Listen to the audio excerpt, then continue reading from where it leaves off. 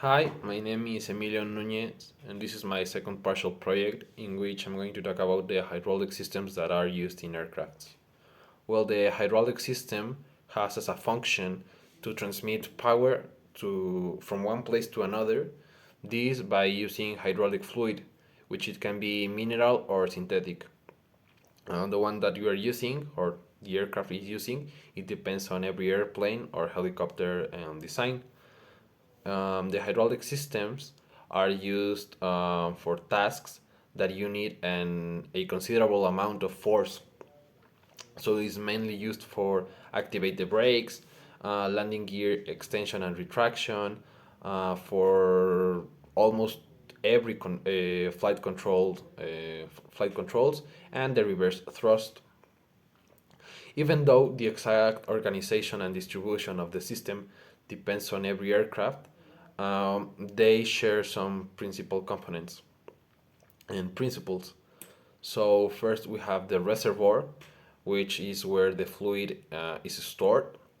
The pumps that are the ones that are in charge of sending with pressure the fluid through the lines, so they move the fluids, and the selector valves, which are in charge to letting you decide from which line do you want to set the fluid. The relief valve that are in case of a malfunction of the system, the fluid supply and return lines, the filter which keep the contaminants out of the system, and the actuators that are these pistons which move the specific part that you want to move. So, well, if you have the piston here, you have a line here and a line here. So if you send fluid from here, the piston moves here, and the return line gives pushes out the fluid, so this part can extend.